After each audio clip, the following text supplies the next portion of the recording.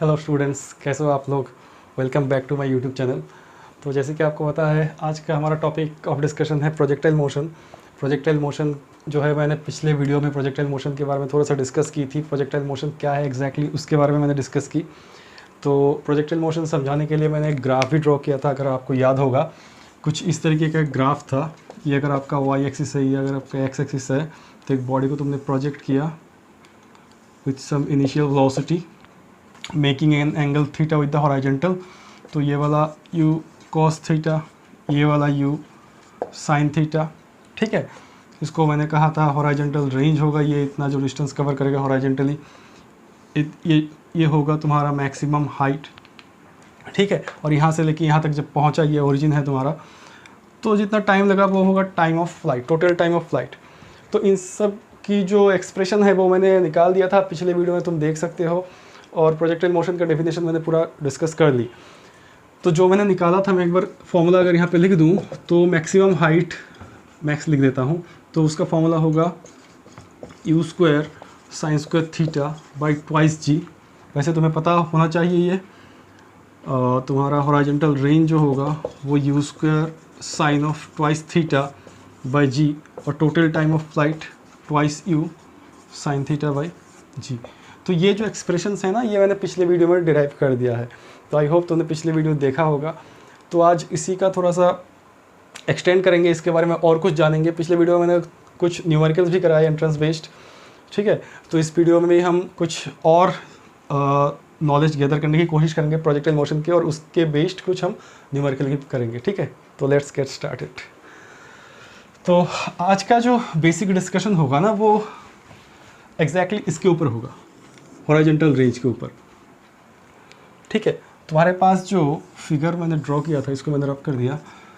तो ये जो फिगर है, इसमें समझो तुम कि इस फिगर में ये जब थीटा एंगल से तुम थ्रो करते हो with N initial velocity u, जबकि ये कंपोनेंट u cos थीटा होगा, ये कंपोनेंट u sin थीटा होगा।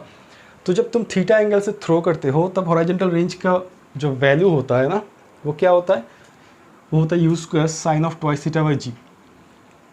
अगर मैं ये कहता हूँ कि मैंने थीटा नहीं, थीटा के बजाय 90 डिग्री माइनस थीटा, ये एंगल मैंने चूज़ की और इस एंगल से मैंने थ्रो किया, ठीक है। तो अगर थीटा एंगल होता है तो आंसर तुम्हारा क्या आता है? R H equal to u square sine of twice theta by g. तो मैंने कहा कि भाई एंगल चेंज कर देते हैं, थीटा नहीं, कोई दूसरा एंगल जो कि 90 माइनस थीटा होगा। तब ये कितना होगा? तो तब आर एच जो होगा कितना, वो देख लेते हैं, ठीक है। तो यहाँ पे पुट करो you square sine of 2, theta की जगह पे क्या पुट करना है? 90 माइनस थीटा पुट करना है। तो मैं दूसरा जो एक एंगल है ना, उसको लेकर डील कर रहा हूँ। पहले वाला एंगल जो है थीटा, दूसरा angle 90 minus theta. 90 minus theta अगर होता है तो हॉरिजॉन्टल रेंज कितना होगा वो चेक कर रहे हैं बाई जी। तो देखो यहाँ पे यू स्क्वायर साइन ऑफ ये कितना हो गया? ये पाई हो गया 180। तो pi minus 2 into theta twice theta by g. तो तुम्हें त्रिकोणोमेट्री अगर आता है, AST से तुम्हें पता है, तो तुम आसानी से बता सकोगे कि साइन पाई माइनस 2 थीटा कितना होगा आंसर। तो ये तो साइन 2 थीटा ही होगा। तो अल्टीमेटली तुम्हारे पास u square sine of twice theta by g, ठीक है। तो ये आंसर आ गया। तो इसमें से हमें क्या पता चला? देखो, इसमें से ये पता चला कि अगर तुम किसी भी बॉडी को प्रोजेक्ट करते हो थीटा एंगल से हॉरिजॉन्टल के साथ, तो उसका कॉरस्पॉन्डिंग जो हॉरिजॉन्टल रेंज का फॉर्मूला होता है वो होता है u square sine of twice theta by g, जो कि मैंने लास्ट वीडियो में डिराइव करके रखा है, ठीक है। अब मैं ये कहना चाहता हूँ कि अगर ये एंगल मैंने चेंज कर दिया और 90 माइनस थीटा कर दिया, तब हॉरिजॉन्टल रेंज कितना होगा? तो हमने कैलकुलेशन की, थीटा के जगह पे थीटा नहीं पुट किया, वहाँ पे हमने 90 माइनस थीटा पुट किया। तो इसकी वजह से हमारे पास जो एंगल, जो अल्टीमेट जो रिजल्ट आया, वो u square sine of twice theta by g ही आया। मतलब मैं ये कहना चाहता हूँ, थीटा एंगल के लिए जो हॉरिजॉन्टल रेंज होता है 90 माइनस थीटा के लिए भी वही हॉरिजॉन्टल रेंज होता है, ठीक है। तो ये तुम्हें याद रखना है कि कौन कौन सा एंगल के लिए हॉरिजॉन्टल रेंज जो होगा वो सेम होगा। तो एक मान लो थीटा 1 इक्वल टू थीटा होगा, तो थीटा 2 होना चाहिए 90 माइनस थीटा। तो इन दो एंगल्स के लिए क्या सेम आएगा? हॉरिजॉन्टल रेंज जो होगा वो सेम आएगा, ठीक है। तो मैंने पहले ही कहा कि आज का जो टॉपिक ऑफ डिस्कशन है प्रोजेक्टाइल मोशन का, हम हॉरिजॉन्टल रेंज के ऊपर ज़्यादा से ज़्यादा चीज़ डिस्कस करेंगे। तो पहली बात ये पता चला कि अगर आप किसी एक ऑब्जेक्ट को 60 डिग्री एंगल से थ्रो कर रहे हैं हॉरिजॉन्टल के साथ, जितना हॉरिजॉन्टल रेंज आएगा वही उसी ऑब्जेक्ट को बाकी जो फिजिकल क्वांटिटीज़ है उसको सेम रख के अगर आप 30 डिग्री एंगल से थ्रो करेंगे तो वही हॉरिजॉन्टल रेंज आएगा, सेम रहेगा, क्योंकि θ1 + θ2 should be equal to 90 degree.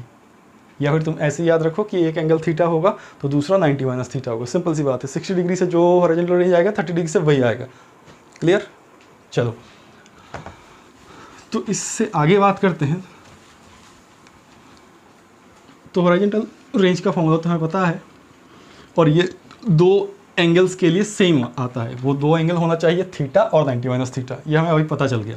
ठीक है, अभी देखो, अभी अगर मैं ऐसे कहूँ कि मैंने थीटा एंगल से थ्रो किया, मैंने थीटा एंगल से थ्रो किया, ठीक है, तो इसके लिए जो तुम्हारे पास हाइट आएगा, मान लो ये h1 हाइट आया, और 90 - θ एंगल से थ्रो किया कोई दूसरा एंगल, मान लो ऐसे चल रहा है, तो ये हाइट तो सेम नहीं आएगा, मैक्सिमम हाइट जो है वो सेम नहीं आएगा।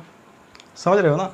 अगर मैं तुम्हें कह रहा हूँ कि थीटा एंगल से जो हॉरिजॉन्टल रेंज आ रहा है 90 - θ से भी वही हॉरिजॉन्टल रेंज आ रहा है। भाई हमने चेक कर दिया, वैसे यहाँ पे चेक कर दिया था मैंने, सेम आया। अगर अब मैं तुमसे पूछूं कि क्या ये इस पैरामीटर के लिए भी सेम रहेगा, मैक्सिमम हाइट के लिए, तो सिंपल सी बात है, डायग्राम से ही पता चल रहा है। अगर इतना एंगल से थ्रो करोगे, ऐसे डायग्राम हो रहा है, तो दूसरा कोई एंगल से अलग ही डायग्राम होगा, तो मैक्सिमम हाइट तो डिफरेंट होगा। सिंपल सी बात है, थीटा और 90 - θ के लिए तुम्हारे पास मैक्सिमम हाइट जो होगा वो डिफरेंट होगा।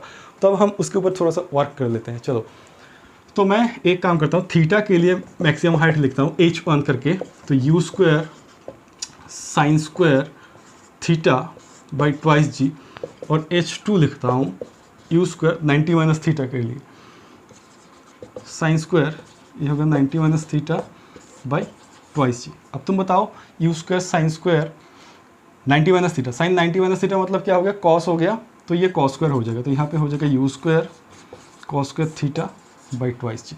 तो अगर ये तुम्हारा इक्वेशन नंबर 1 है और ये तुम्हारा इक्वेशन नंबर 2 है, अगर तुम h1 + h2 करते हो तो देखो क्या रिजल्ट आएगा।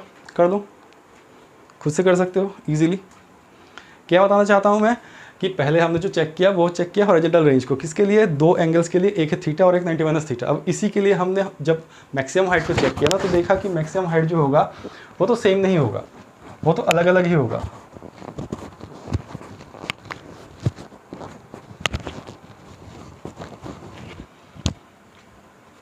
तो मैक्सिमम हाइट जो होगा हमारा वो तो अलग अलग होगा।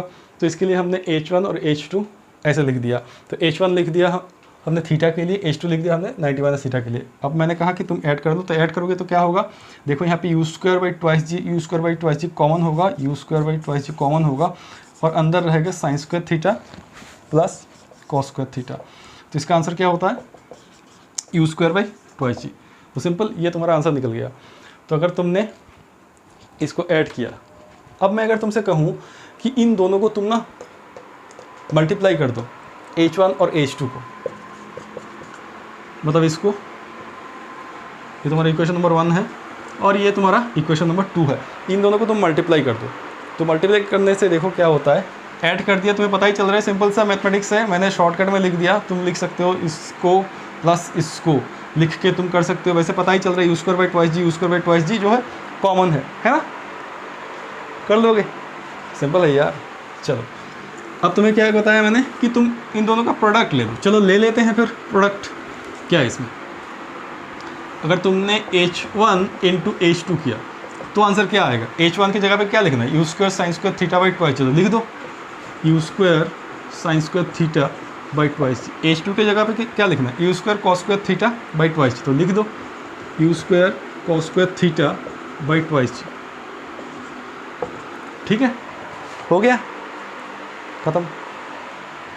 अब यहाँ पे देखो, ये 2 × 2 ये 4 हो गया और ये g² हो गया। ठीक है, 2 × 2 4 g² हो गया। ये u², इसको मैं ऐसे लिखता हूँ, u² sin θ cos θ का होल स्क्वायर लिख सकता हूँ, है ना, लिख सकता हूँ u² u² u⁴ और ये साइन स्क्वायर थीटा कॉस, इतना मैथमेटिक्स तो तुम्हें आता ही होगा। अब एक काम करते हैं ना, यहाँ पे ना 4 लिख देते हैं और यहाँ पे भी 4 लिख देते हैं। तो 4 लिख दिया और यहाँ पे 4 लिख दिया, सेम रहा। बट नीचे क्या हो गया, नीचे हो गया 16g²। ऊपर 4 क्यों लिखा, क्योंकि इसको मैं अंदर डालूंगा, तो अंदर डालूंगा तो ऐसे होगा u² 2 sin theta cos theta का होल स्क्वायर। देखो u² 2² मतलब 4 हो गया, ये अंदर डाल दिया मैंने, सिंपल से है। तो ये तुम्हारा क्या हो गया, ये साइन ऑफ ट्वाइस थीटा हो गया, है ना। 2 sin थीटा कॉस थीटा मतलब साइन ऑफ ट्वाइस थीटा। तो देखो अब ऊपर क्या बचा, u² sine of twice theta,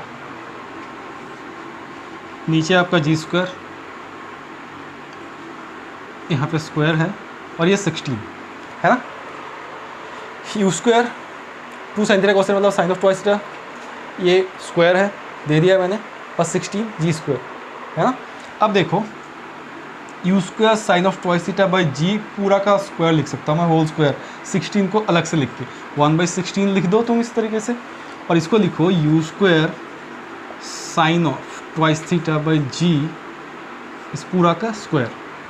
इसको ऐसे लिखने से होगा क्या, ये ऐसा हो जाएगा कि u² sine of twice theta by g मतलब क्या होता है, हॉरिजॉन्टल रेंज होता है ना।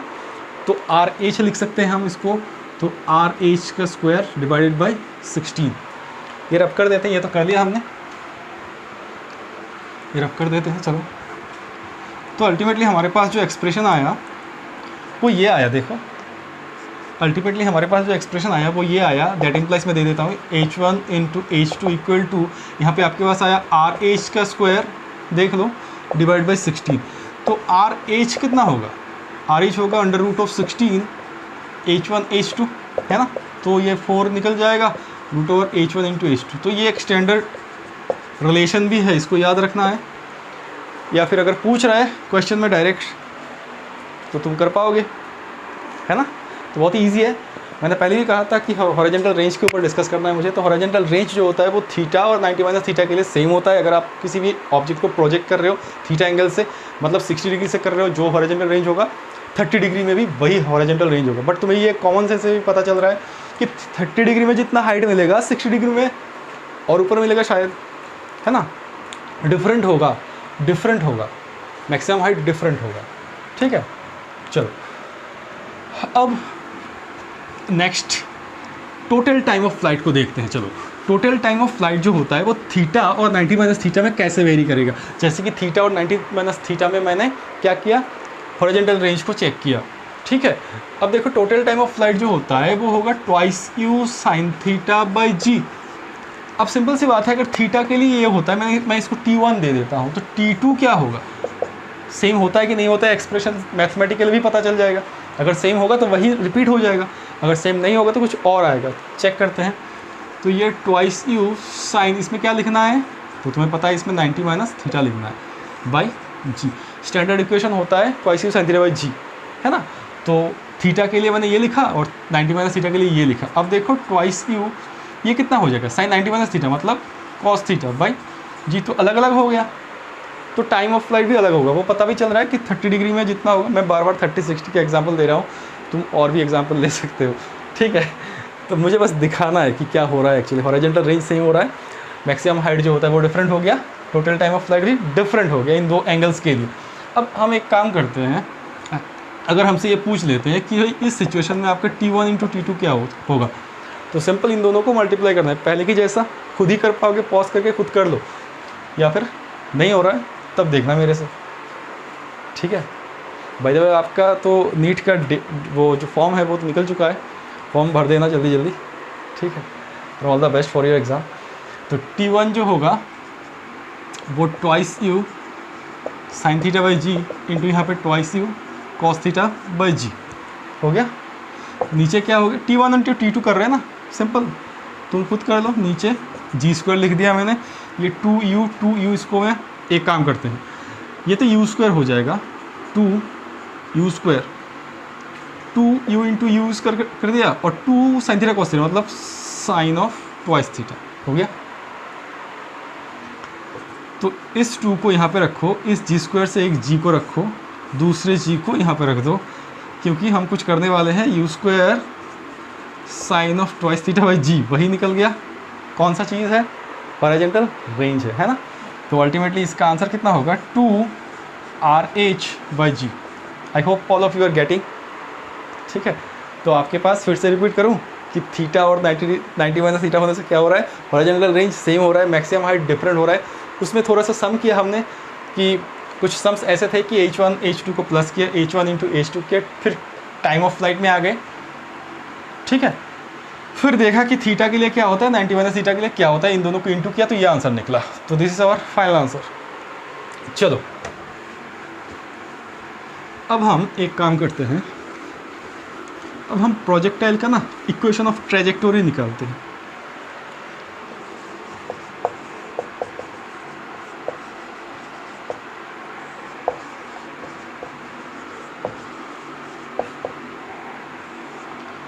ठीक है, तो बेसिकली अगर आप पता नहीं आपके स्कूल और कॉलेज में करवाए होंगे तो ये पहले ही निकाल देते, बट कुछ रीज़न है कि मैंने इसको पहले नहीं निकाला, क्योंकि मुझे इसको ना समहाउ हॉरिजॉन्टल रेंज के साथ कुछ करना है। तो इसके लिए पहले हॉरिजॉन्टल रेंज का फॉर्मूला मैंने निकाल लिया था पहले वाले वीडियो में, इससे पहले वाले, जो कि होगा u² sin of twice theta by g। हो गया, ये तो वही पुराना डायग्राम है, तुम्हें भी आता है, बना लो यार जल्दी से। ये u हो गया, ये आपका थीटा हो गया, ये u cos थीटा हो गया, ये u sin थीटा हो गया, ये कैपिटल Y लिख देते हैं, यहाँ पे कैपिटल X लिख देते हैं। ठीक है, कैपिटल Y कैपिटल X ऐसे मेंशन इसलिए कर रहा हूँ, ये एक्सिस है, बट मैं स्मॉल x स्मॉल y किसी भी एक टाइम t पे, किसी भी एक टाइम t पे ये जो बॉडी तुमने प्रोजेक्ट किया वो मान लो यहाँ पे पहुँच गया, ये P पॉइंट में पहुँच गया और P XY इसका कोऑर्डिनेट है।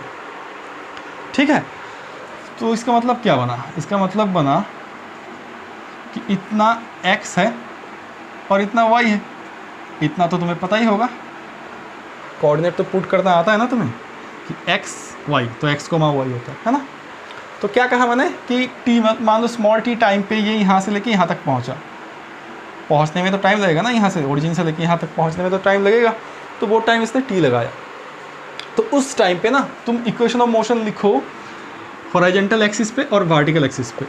तो अगर मैं हॉरिजॉन्टल एक्सिस पे इक्वेशन लिखता हूँ कि s = ut plus half AT², तो तुम्हें पहले वाले वीडियो से ही पता चल गया, या फिर तुम्हें पता होना चाहिए कि हॉरिजॉन्टल एक्सिस में तो एक्सेलरेशन होता ही नहीं है। वैसे भी प्रोजेक्टाइल मोशन में हमारे पास एक्सेलरेशन ड्यू टू ग्रेविटी होता है, तो हॉरिजॉन्टली है ये, यहाँ पे ग्रेविटी है नहीं।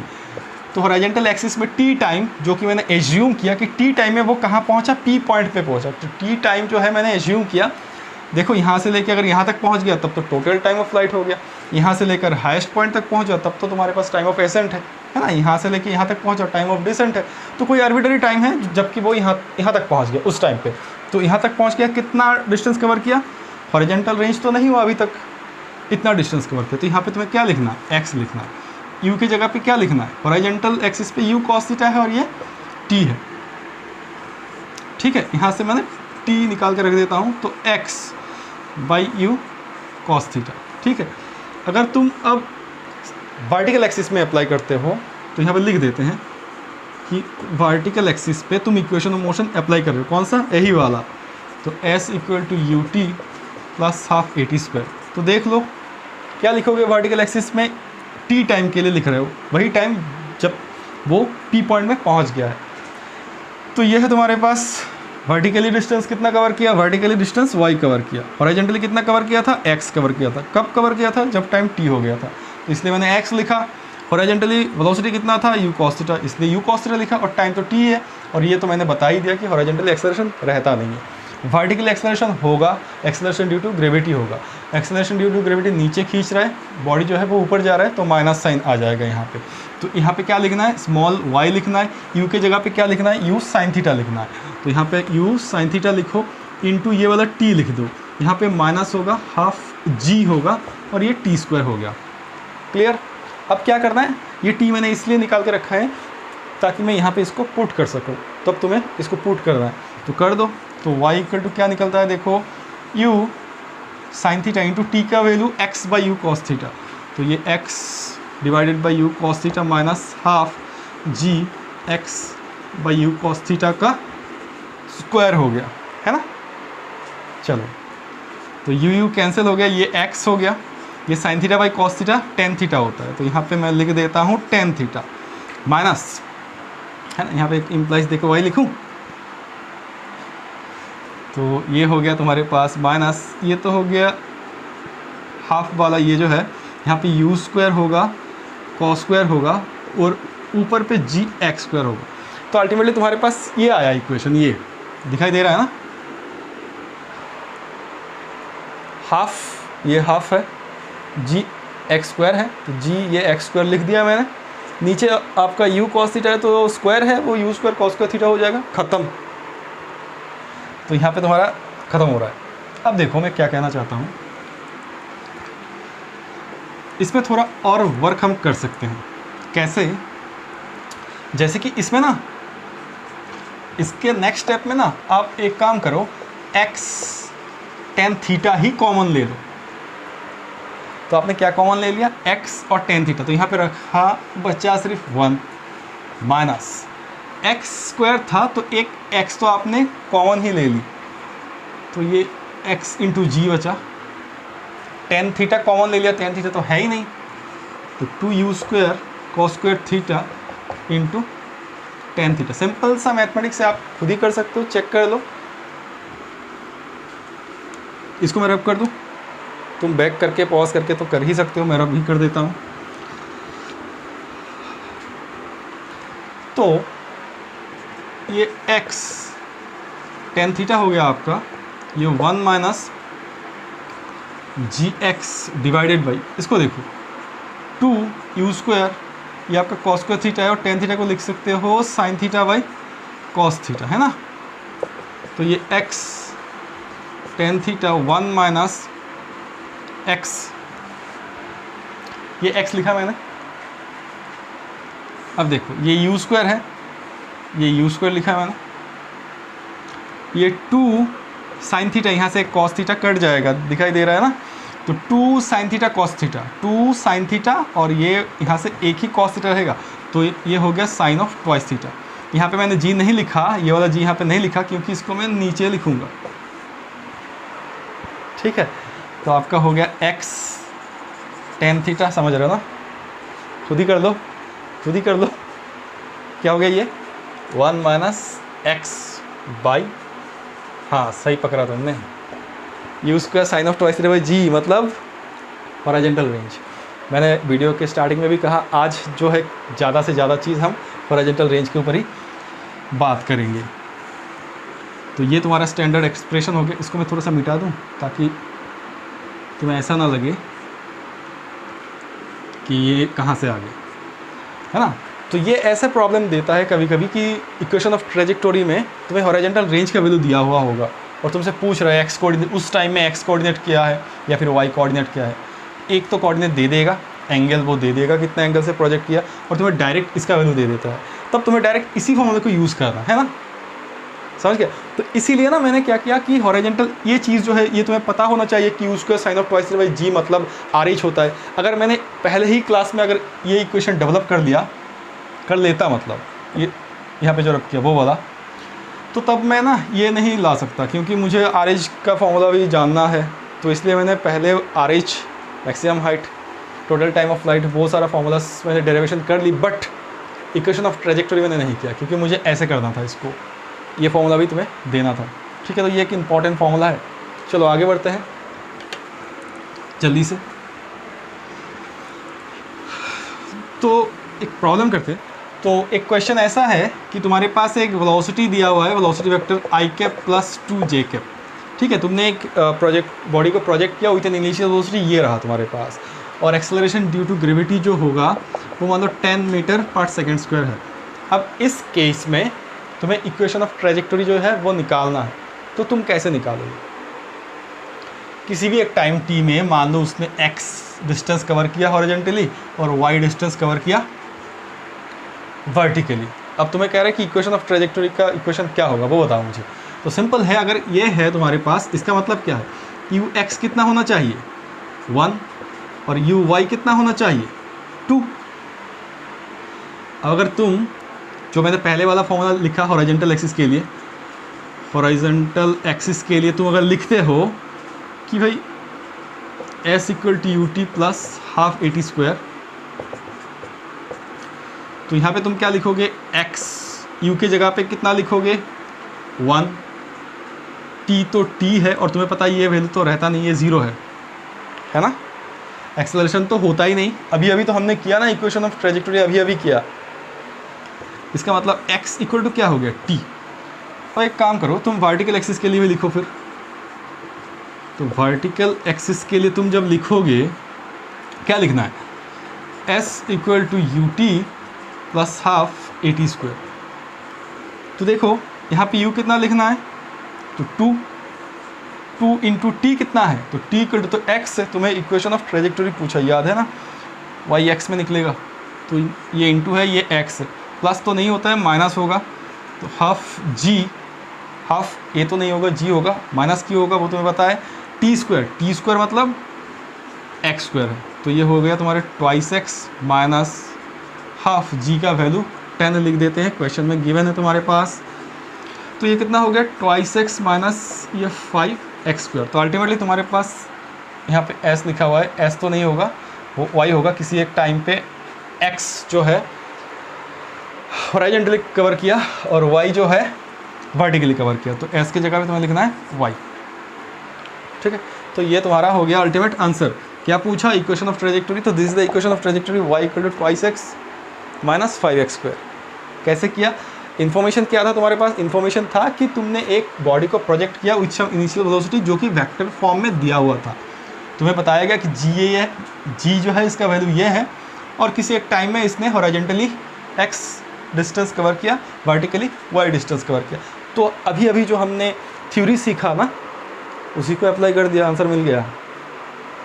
चलो और एक प्रॉब्लम कर लेते हैं जल्दी से। तो मान लो एक क्वेश्चन ऐसा है तुम्हारे पास कि एक बॉडी को तुमने प्रोजेक्ट किया with an initial velocity 40 metre per second, ठीक है। तो ये किसी एक एंगल पे जा रहा है, ये इनिशियल वेलोसिटी है तुम्हारे पास, तो किसी एक एंगल पे जाते जाते ये मान लो ये यहाँ पे कहीं पे पहुँचा, तब टाइम तुम्हारा है वो हो गया 2 सेकेंड, ठीक है। तो यहाँ पे ना एक पोल था, मान लो एक दीवार था, और इस दीवार का जो हाइट है ना वो है 20.4 मीटर, ठीक है। तो क्वेश्चन क्या है, फिर से रिपीट कर देते हैं। तुमने एक बॉडी जो है इसको तुमने प्रोजेक्ट किया विथ सम एंगल थीटा, और उसको तुमने एक इनिशियल वेलोसिटी दिया 40 मीटर पर सेकंड। तो ये बॉडी जाते जाते जाते जाते जब टाइम 2 सेकंड हो गया, तब एक दीवार जो है उसको उसने क्रॉस किया। इस दीवार का जो हाइट है वो 20.4 मीटर है। अब क्वेश्चन ये पूछ रहा है कि what is that angle of projection, ये क्या है, ये निकालना है, ठीक है। तो कैसे निकालोगे, तो सिंपल सी बात है, ट्राई करो खुद, पॉज करके ट्राई करो, अब तक जितना सिखाया ना उसको अप्लाई करना है, पॉज करके ट्राई करो। हो रहा है, चलो मैं दिखाता हूँ। इसमें ना तुम क्या करोगे, ये तुम्हारे पास किसी भी एक टाइम में कोई भी आर्बिट्ररी टाइम में तुम्हारे पास वर्टिकल एक्सिस का इन्फॉर्मेशन है, तो तुम वर्टिकल एक्सिस के लिए अप्लाई करो ना। तो वर्टिकल एक्सिस के लिए क्या लिखना है, वही s equal to U T plus half A T square, यही लिखना है, ठीक ढंग से लिखो ना। कहोगे सर अब इतना जल्दी कर रहे हो, कहीं पे जाना है क्या? तो s जो होगा तुम्हारे पास क्या दिया है 20.4 इक्वल टू u कितना होता है, तो वर्टिकल एक्सिस में तो u साइन थीटा होगा, u मतलब 40 और ये साइन थीटा इंटू t कितना दिया हुआ है, तो t तो 2 सेकंड दिया हुआ है तुम्हारे पास, ये प्लस तो प्लस नहीं होगा, ये माइनस होगा, है ना। हाफ यहाँ पे g तुम्हारे पास 9.8 मीटर पर सेकंड, 10 नहीं दिया हुआ है, ठीक है। तो हाफ g लिखना है, प्लस तो नहीं होगा माइनस होगा, इतना तो तुम्हें पता ही है ना। और a की जगह पे g, तो ये 9.8 इंटू टी स्क्वायर मतलब 2 स्क्वायर मतलब 4 हो गया मेरे पास। तो ये तुम्हारे पास 20.4 इक्वल टू यहाँ पे 80 हो गया, तो 80 साइन थीटा ये कट जाएगा, ये तो 2 होगा, ठीक से कटो ना, ये तो 2 होगा। 9.8 इंटू 2 मतलब 19.6, तो यहाँ पे लिखो माइनस 19.6, अब तो खुद से कर ही लोगे। तो 80 साइन थीटा को एक साइड में रख देते हैं, 80 साइन थीटा को एक साइड में रख देते हैं, ये माइनस यहाँ पे आएगा, तो 20.4 प्लस 19.6, इसका आंसर कितना होता है? ये 80 साइन थीटा लिख दो, अब तो तुम कर ही पाओगे खुद से। तो ये हो जाएगा तुम्हारे पास, ये 40 हो गया। तो साइन थीटा हो गया तुम्हारे पास 40/80 मतलब हाफ, मतलब theta equal to sine 30 half, 30 degree. ठीक है, हो गया। तो चलो आज जो मैंने डिस्कस किया वो प्रोजेक्टाइल मोशन के बेसिकली हमने हॉरिजॉन्टल रेंज के ऊपर जोड़ दिया। हॉरिजॉन्टल रेंज के रिलेटेड हमने थीटा और 90 माइनस थीटा, ये दो एंगल्स में जो हॉरिजॉन्टल रेंज होता है वो सेम आता है, वो देखा। उसके रिलेटेड हमने चेक किया कि मैक्सिमम हाइट के लिए क्या होगा situation, total time of flight के लिए क्या होगा। फिर हमने हॉरिजॉन्टल रेंज जो है उसके साथ इक्वेशन ऑफ ट्रेजेक्टरी जो है उसको रिलेट किया, फिर 2-3 प्रॉब्लम किए। ठीक है, तो आज के लिए इतना ही। आई होप कि मैं कल भी एक वीडियो बनाऊँ, जल्दी वीडियो बनाऊँ, ताकि इस चैप्टर को ख़त्म करें। और आगे अगर आप मेरे से कुछ और चैप्टर करवाना चाहते, वैसे मेरे पास प्लान है कि मैं इस चैप्टर के बाद क्या करूँगा, बट अगर चाहते हो एंट्रेंस के लिए कुछ और करूँ चैप्टर तो बता सकते हो कमेंट बॉक्स में। ठीक है, तो चलो आज के लिए इतना ही। Thanks for listening and thank you. तो फिर मिलते हैं और एक वीडियो के साथ। ठीक है, बाय बाय।